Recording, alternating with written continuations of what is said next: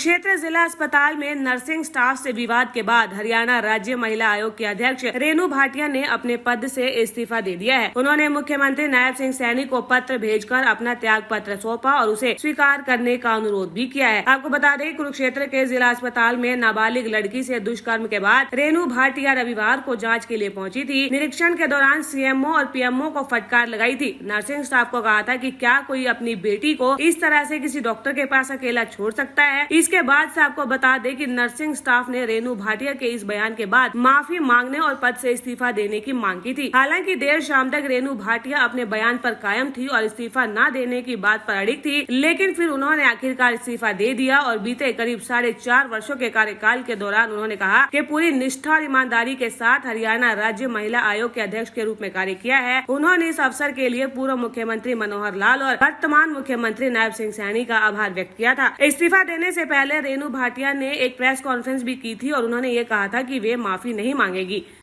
देखिए, ये नर्स इस्तीफा लेने वाली कोई नहीं होती।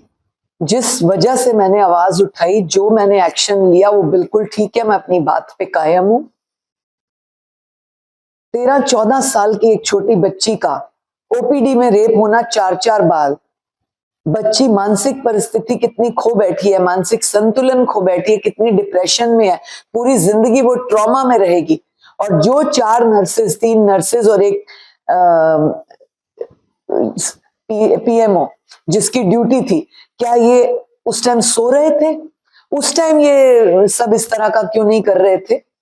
इसलिए मैं अपनी बात पे कायम हूं। ये चाहे जो मर्जी करें, मैं इनसे माफी नहीं मांगूंगी क्योंकि मैंने बिल्कुल गलत नहीं किया। मैं अपने वर्ड्स पर कायम हूं।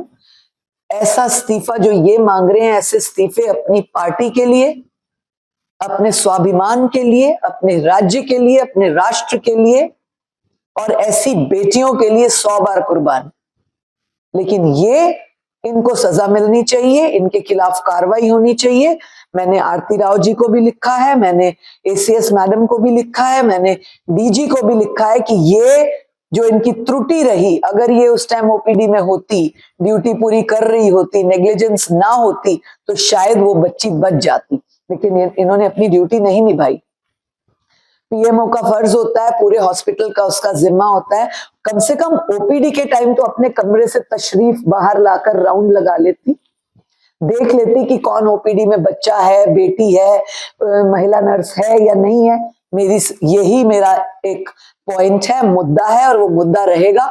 मैं आपके सभी चैनल्स के माध्यम से देश के, हरियाणा राज्य के सभी लोगों से पूछती हूँ कि जब एक बेटी का चेकअप होता है, चाहे वो कितनी भी उम्र की हो, चाहे एक महिला का चेकअप होता है कितनी भी उम्र की हो, अगर वो कोई सीनियर सर्जन चाहे मेल हो देख रहा हो, क्या उसके साथ एक महिला नर्स, जूनियर महिला डॉक्टर नहीं होती? बिल्कुल होती है।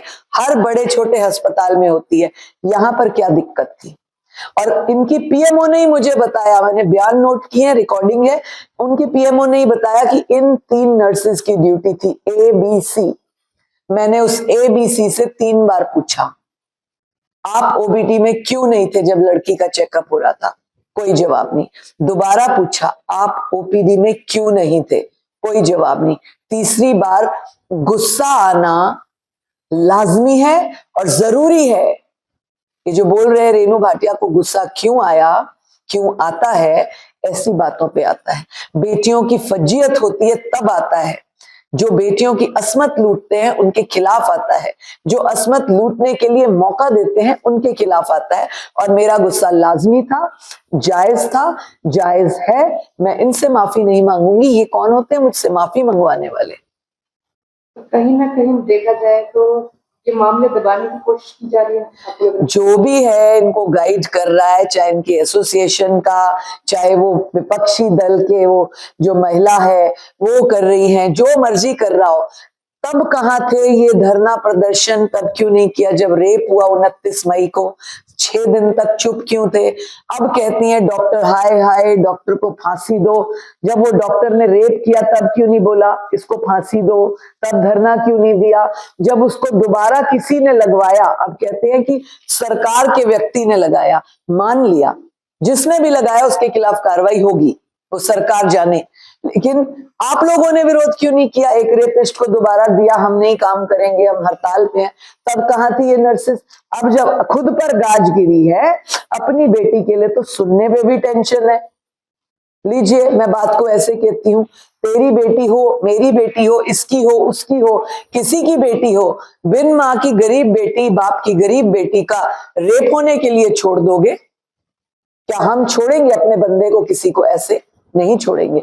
जब खुद को नहीं करना चाहते हो तो दूसरे के लिए कैसे कर सकते हो? कहते हैं जो चीज अपने लिए अच्छी नहीं लगती वो दूसरे पर नहीं करते। जो चीज खुद सुनना अच्छा नहीं लगता वो दूसरे को बोलते नहीं है। इसलिए इन्होंने लापरवाही बरती है, नेग्लिजेंस की है, जिस वजह से उसको मौका मिला है, इन्होंने मौका दिया है उसको वहां ना जाकर, इनके खिलाफ कार्रवाई बनती है। रेणु भाटिया ने अपने पत्र में स्पष्ट किया है कि वो वर्तमान में महिला आयोग के अध्यक्ष पद से त्यागपत्र दे रही हैं और मुख्यमंत्री से इसे स्वीकार करने का उन्होंने अनुरोध किया है।